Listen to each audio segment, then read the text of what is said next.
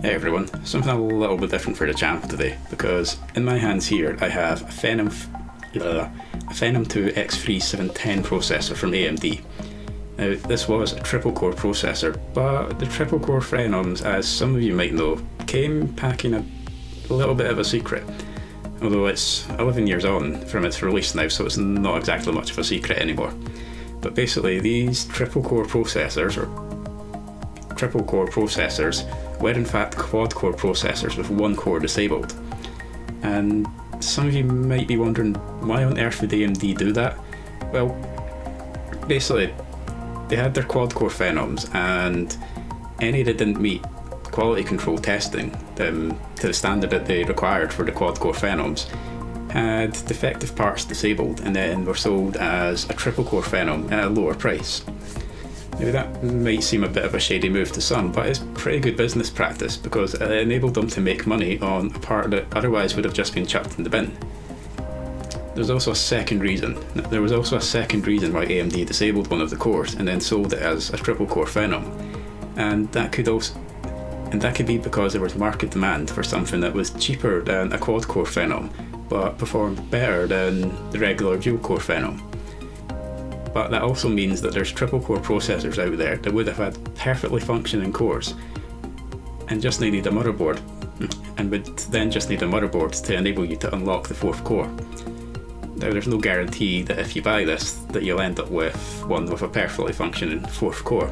You might buy one and then unlock it and then find that it's completely unstable, so have to live with the triple core on its own.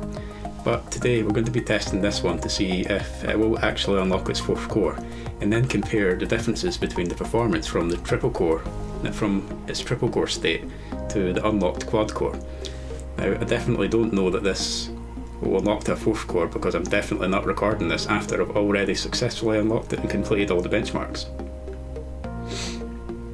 But yeah, anyway, let's roll the intro and then I'll give you a quick run through of how to actually unlock it yourself.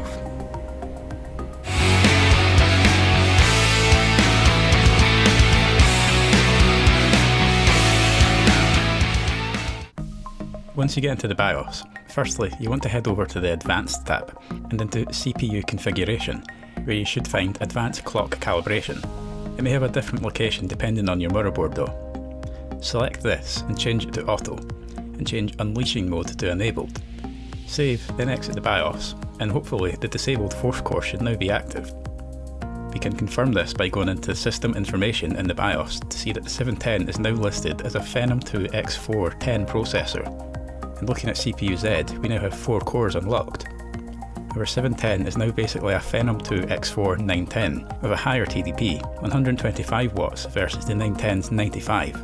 The stability of the fourth core has already been tested previous to this video, and we can confirm that the unlocked fourth core is in fact perfectly stable. So now that we know that the 710's fourth core is perfectly fine, let's run it through some benchmarks and games to see how much more performance the 710 potentially has to offer and compare it to its factory 3-core configuration. First up is Cinebench R20, which should show a fairly big increase in performance if the fourth core is working as it should, and there was indeed a huge improvement. In its stock 3-core state, the 710 managed an average across 3 runs of 433.33 points, matching the Pentium G2120 at stock clocks. The unlocked fourth core boosted scores by 34.54% to 583 points, meaning the 710 was now pretty much matching a stock Core 2 Quad Q8300, which runs at 100 MHz slower. The fourth core is perfectly stable with an all-core overclock of 3.8 GHz, with 1.44 to 1.488 volts, and now scored 44.88% higher at 844.67 points, 12.52% faster than the overclocked Q8300. Interestingly, the 3-core config was now outperforming the stock 4-core part by nearly 11%. The physics portion of 3D Mark's Firestrike is also a benchmark which should show a pretty big difference, and there was nearly a 1000 point difference between the two configurations at stock clocks, and an even bigger distance between them with the overclock. With 4 cores active at stock, the 710 managed an average score across 3 runs of 3,841 points, 31.92% higher than the stock 3-core config, which managed 2,911.67 points, but 10.15% slower than the stock Q8300. The overclock changes things though, with the 3.9 GHz 3-core config now performing pretty much level with the Q8300 at stock, but beating the unlocked 4th core at stock clocks by 11.21%. The 4-core config manages to beat the overclocked Q8300 by 10.15% here. Not all of the games today showed an improvement in performance with the 4th core unlocked, but GTA 5 wasn't one of them. At 1080p with a mix of high and normal settings, the mix of settings will be down in the description below, 16x anisotropic filtering and no anti-aliasing, the game is actually relatively playable. There was some minor, almost unnoticeable microstutter throughout the city, and on the highway heading out towards the desert area, but a lot of the time you had to actually be looking for it to notice it at all. Performance is pretty smooth out in the desert area, and overall the game runs good enough to be playable. With the 4th core unlocked, the 710 managed 54, 32 and 26 FPS, for its average 1% and 0.1% lows respectively, with the locked 3-core version managing a noticeably worse 39, 20 and 16 FPS. Both had inconsistent frame times, but without the 4th core, the 710's microstutter is pretty bad, especially in the city. The overclock on 3 cores couldn't quite get it up to the stock quad-core's performance, but it made a good way there and was actually pretty close, at least in terms of the benchmark figures, as there was still some noticeable microstutter throughout the map, including in the desert area, where 4 cores at stock ran quite well. GTA 5 can utilise the 4th core, so that saw a big improvement with an overclock. With an average of 70 FPS, 29.63% over stock, 1% and 0.1% lows saw 31.25 and 26.92% increases respectively. CSGO at 1080p with medium settings, 16x anisotropic filtering and no anti-aliasing on a hard difficulty competitive bot match on the Mirage map was one of the games that never saw a significant improvement from enabling the 4th core. The game at times was noticeably stuttery, and there were a few brief lockups on occasion as well. The game was playable, however, you will notice the micro stutter at times. The 3-core benchmark did have a bit more stutter than 4 cores, but overall was mostly similar in performance. The tests averaged 113 and 100 FPS for 4 and 3 cores respectively. The unlocked 4th core was actually only 2.65% down on the overclocked Q8300. The 3-core config was even better in average 1% and 0.1% low frame rates than the stock Q8300 was, and these CPUs were released only 3 months apart from each other. The 3.9 GHz overclock now had the locked 3-core part performing far better than the Q8300 did even with an overclock. It was a huge improvement over stock clocks for both the 4 and 3-core configs respectively, with neither showing any kind of noticeable stuttering other than some at the start of the test, which wasn't apparent throughout the rest of it at all. Also of note is that the 3-core config with a 3.9 GHz overclock is now also performing significantly better than the 4-core config did at stock clocks. So you will be able to claw back and far exceed the performance that unlocking the 4th core gives you if your one can't be unlocked. With Warframe, there weren't really any issues in either test. At 1080p with everything on medium using 8x anisotropic filtering and no anti-aliasing, motion blur or depth of field, and the survival mission on Jupiter, both the 4-core and 3-core configs performed more than well enough to be playable. Both had noticeable stuttering at the very start of the test, but this wasn't an issue elsewhere. The 3-core benchmark also showed some brief locking up at the start too, but again, this wasn't an issue throughout the rest of the test. The 4-core config managed average FPS 3.96% up on 3 cores at 101 FPS versus 97. 1% lows were a bit better, but the 3-core setup actually managed a 13.63% higher 0.1% low of 50. The 4-core setup had some inconsistency in its frame times throughout, but these weren't particularly noticeable, and could also explain why the 0.1% low is worse for 4 cores. The 3-core setup also has multiple frame time spikes throughout, of around 37 to 107 milliseconds, but not all of these were particularly noticeable.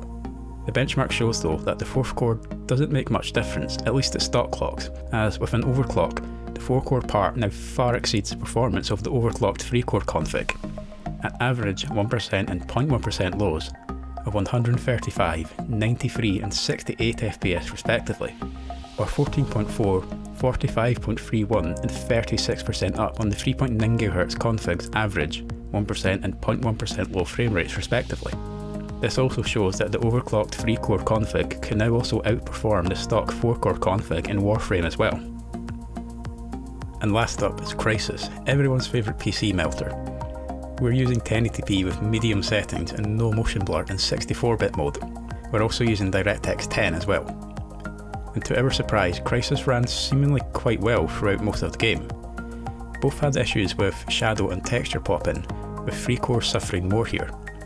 The good performance persisted up until around the latter third of the 15-minute benchmark, in which both tests exhibited very noticeable stuttering, making gameplay pretty jarring. Although personally I'd say the 3-core config's performance in the latter third was noticeably worse. Given that it's an old game nowadays, Crysis is another one that doesn't make use of the 4th core, as there was literally no improvement from using it, at least in terms of the benchmark figures. The figures here are close enough to be within margin of error and are in effect equal. The overclock doesn't do particularly much to change the difference between the 4 and 3 core configs, but does manage to have a bit more of a gap in 0.1% lows, with a difference here of 6 FPS equating to 33.33%. Again though, the figures do show that the overclocked 3 core config is now performing significantly faster than the stock clocked 4 core config, although, as we will now get into, it pulls significantly more power. As you'd expect from such a big overclock and voltage increase, there was a huge increase in power draw. In Cinebench R20 at stock clocks, the 3 and 4 core configs pulled 49.73 and 59.95 watts respectively, plus or minus 3%. This puts the 4 core part at 20.56% greater power draw than the 3 core config. The 3 core config at stock pulls around 5 watts more than the 3.945 GHz overclocked Pentium E5700, while scoring pretty much the same at 433.33 points on the Phenom versus the 5700's 429.33 score. The overclocked 4 core config tops our charts for power draw here, though admittedly the chart doesn't have that many CPUs on it yet, at 145.8 watts, plus or minus 3% down the CPU power cable, a massive 143.2% more power than stock clocks, with the overclocked 3-core config now pulling 125.09 watts, plus or minus 3%, 151.54% for stock. This is also 108.66% more power than the stock 4-core config pulled, despite scoring only 10.98% higher. With Firestrike physics, the stock 4-core config pulled 18.92% more power than the stock 3-core config at 54.23 and 45.6 watts respectively, plus or minus 3%. Not bad for an entire extra core running. The overclock though, as it did with Cinebench, put power draw through the roof, with massive 141.18 and 151.78% increases in power draw over stock for 4 and 3 cores respectively. As in Cinebench R20, the 3-core config with an overclock is now scoring much better than the stock 4-core config at the expense of using massively more power, a whole 111.71% more, for only an 11.21% increase in score. So to conclude, it was pretty interesting comparing the locked 3-core Phenom II X3 710 to the exact same chip just with its 4th core unlocked. It was also nice seeing that we could claw back all that extra performance and then some that the unlocked 4th core gives you, by overclocking the locked 3-core part. It does use a hell of a lot more power mind you, but if your 710's 4th core is unstable, overclocking is an alternative to get all that extra performance, putting aside the fact that the unlocked 710 can obviously be overclocked too. You have to remember though that unlocking the 4th core is not guaranteed. AMD disabled the 4th core either because it was faulty or to meet market demand for a cheaper part than the full quad core, and it is entirely down to luck which one you end up getting. I'd really like to end this video today by saying thank you guys so much for helping me get to 500 subscribers. As you may have noticed a few days ago, or a few days before I'm recording this anyway, I'm not sure when exactly it will go up, but a few days before this I did manage to cross over the 500 subscriber mark, and for someone who's just sitting in their room or garage, small garage, but for someone who's just working out of a room and a small garage, It's staggering that I have this much support, and I really want to say thank you to everyone who's subscribed and to everyone who watches my videos. But before we finish up today, I'd like to give shout outs to Patreon supporters TazFaeDodge and ShadowInTheVoid for helping to make all of this possible. If you enjoyed this video, please consider leaving a comment and a like, and subscribing to my channel if you'd like to see more content like this, and maybe even sharing the video with people you think may enjoy it. And although there's no obligation whatsoever to do so, you can support me in creating these videos through my Patreon at patreon.com/BenchyTests, or through Ko-fi at ko-fi.com/BenchyTests. And if you do decide to become a patron, you'll gain early access to all of my videos for as long as you remain a patron. So, thanks for watching my video. It means a lot that you would take the time to watch my content. Hopefully I'll see you in the next one.